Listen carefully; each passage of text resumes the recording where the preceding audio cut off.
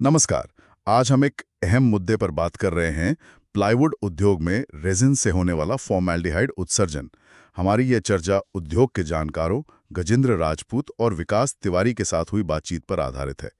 ये जो फॉर्मेल्डिहाइड है, ये सेहत के लिए चिंता का विषय हो सकता है। आंखों में जलन, गले में दिक्कत, यहाँ तक कि सांस की परेशानियां भी।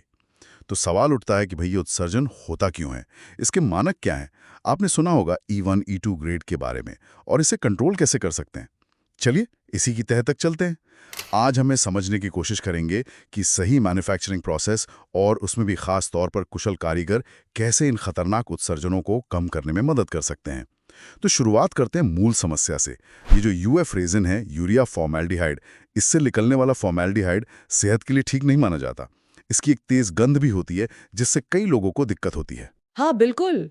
इसीलिए इसके एक्सपोजर को कम करना और हवा में इसकी मात्रा को एक सुरक्षित लेवल पर रखना बहुत जरूरी है। इसी के आधार पर जैसे आपने कहा मानक बने हैं। E0 जो सबसे सुरक्षित है 0.05 ppm से भी कम, फिर E1 जो 0.1 ppm तक है और E2 0.3 ppm तक। प्लाईवुड के लिए ये ग्रेडिंग बहुत मायने रखती है। हाँ, और मुझे पता चला है कि कई निर्माता उन्हें ये डर रहता है कि उनका माल E2 ग्रेड भी पास कर पाएगा या नहीं। ये एक दिलचस्प बात है। कई लोगों को लगता है कि E2 मुश्किल है, पर सच ये है कि अगर रेजिन बनाने का जो प्रोसेस है उसे ठीक से कंट्रोल किया जाए तो E2 लेवल आसानी से मिल सकता है। इसमें कोई बहुत ज्यादा अतिरिक्त खर्चा भी नहीं है। तो फिर ये एक्स्ट्रा उत्सर्जन होता क्यों है? अगर E2 मुश्किल नहीं है तो गड़बड़ कहाँ हो रही है? लगता है बनाने के तरीके में ही कोई पेंच है। इसके पीछे असल में दो मुख्य कारण हैं। पहला तो है कि मिश्रण में आप फॉर्मेलिन कितना इस्तेमाल कर रहे हैं। जितना ज्यादा होगा उत्सर्जन की संभावना उतनी बढ़ेगी। लेकिन दूसरा और शायद ज्यादा महत्वपूर्ण कारण है फॉर्मेल्डिहाइड की सही कुकिंग न होना। अगर रेजिन बनाने की प्रक्रिया में फॉर्मेल्डिहाइड ठीक से पका नहीं, मतलब कच्चा रह गया, तो बाद में उससे गैस निकलेगी, आंखों में जलन होगी, वो तेज गंध आएगी। सही कुकिंग का मतलब है सही समय पर सही मात्रा में चीजें मिलाना, और जो पीएच लेवल है यानी एसिडिटी या बेसिसिटी, उसे मेंटेन करना है। इससे सॉलिड कंटेंट ठीक से बनता है और कच्चा फॉर्मेल्डिहाइड कम रह जाता है, तो वो उड़ेगा भी कम। तो कितना समय लगना चाहिए इस कुकिंग में? देखिए, अगर स्टैंडर्ड प्रोसेस फॉलो करें तो करीब 6 से 7 घंटे लगते हैं एक बैच को।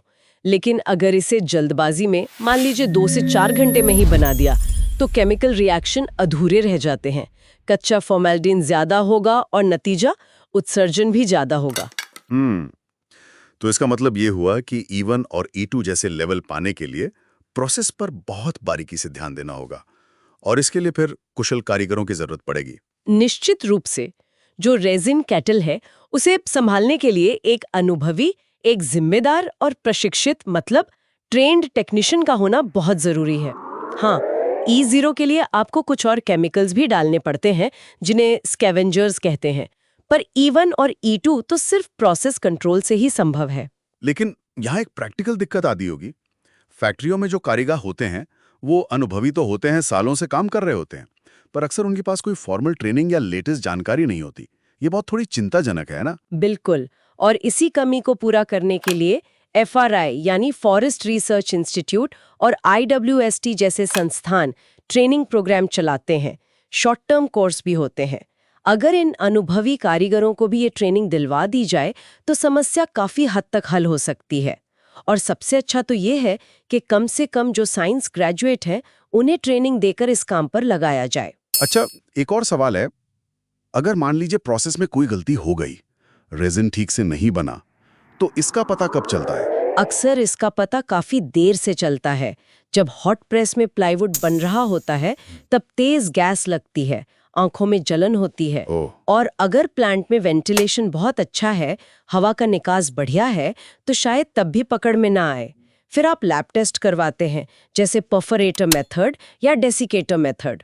इनका रिजल्ट आने में ही 2 से 4 दिन लग जाते हैं और तब तक हजारों शीट माल बन चुका होता है। तो कुल मिलाकर हम ये कह सकते हैं कि फॉर्मेल्डिहाइड उत्सर्जन को कंट्रोल करना सिर्फ नियमों का पालन करना नहीं है। ये सीधे सीधे वर्कर की हेल्थ, प्रोडक्ट की क्वालिटी और फैक्ट्री की एफिशिएंसी से जुड़ा है।